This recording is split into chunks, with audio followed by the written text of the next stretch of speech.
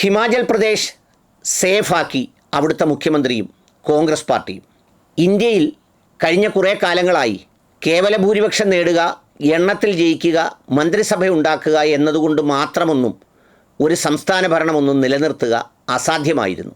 കഴിഞ്ഞ ദിവസമാണ് BJP സർക്കാർ ഒരു പുതിയ ദിവസം പ്രഖ്യാപിച്ചത്. സംവിധാൻ ഹത്യാ ദിവസ് അഥവാ ഭരണഘടനയെ എടുത്തു കളഞ്ഞ അടിയന്തരാവസ്ഥ ഇന്ദിരാഗാന്ധി പ്രഖ്യാപിച്ച ദിവസത്തെ അങ്ങനെ പ്രഖ്യാപിച്ചത്. ഇന്ദിരാഗാന്ധി ആ 2 വർഷമോ അല്ലെങ്കിൽ ആ പ്രഖ്യാപനത്തോടെയുള്ള ആ അനുഭവങ്ങളിൽ നിന്ന് ഇന്ത്യൻ ജനത നൽകിയ തിരിച്ചടിയുടെ പാഠം പഠിച്ച് പിന്നീട് ജനാധിപത്യത്തിലേക്ക് മടങ്ങി വന്നു എന്നതാണ് അവരുടെ പ്രത്യേകത. എല്ലാ രാജ്യങ്ങളെയും എല്ലാ സംസ്ഥാനങ്ങളെയും അട്ടിമറിക്കാനും പിടിച്ചെടുക്കാനും പ്രതിപക്ഷ പാർട്ടികളെ ഉന്മൂലനം ചെയ്യാനൊന്നും അവർ ശ്രമിച്ചിട്ടേയില്ല. എന്നാൽ കഴിഞ്ഞ കുറേ നാളുകളായി ഇന്ത്യയിൽ കണ്ടുവരുന്നത് ഭൂരിപക്ഷം കിട്ടുക, ഒന്നാമതെത്തുക എന്നതുകൊണ്ട് മാത്രമൊന്നും ആ സംസ്ഥാനം മുന്നോട്ട് കൊണ്ടുപോകാനാവില്ല.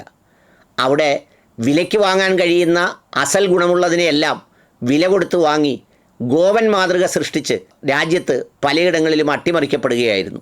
കഴിഞ്ഞ തവണ സംസ്ഥാന തെരഞ്ഞെടുപ്പ് നടന്നപ്പോൾ കോൺഗ്രസ്സിന് കിട്ടിയ ആകെ സ്റ്റേറ്റുകളിലൊന്നാണ് ഹിമാചൽ പ്രദേശ്.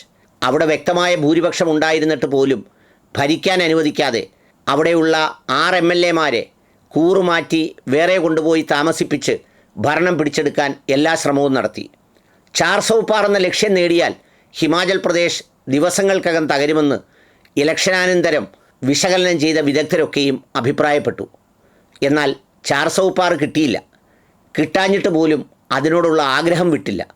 ബൈ ഇലക്ഷൻ നടക്കുമ്പോഴും എല്ലാ അർത്ഥത്തിലും ഏതെല്ലാം ശ്രമം നടത്താവോ ആ ശ്രമങ്ങളൊക്കെയും തുടർന്നുകൊണ്ടേയിരുന്നു. എന്നാലിപ്പോൾ ഒടുവിൽ ഹിമാചൽ പ്രദേശിലെ ജനങ്ങൾ ഒന്നായ വിധി എഴുതിയിരിക്കുന്നു. തിരഞ്ഞെടുത്തത് 5 വർഷത്തേക്കാണ്.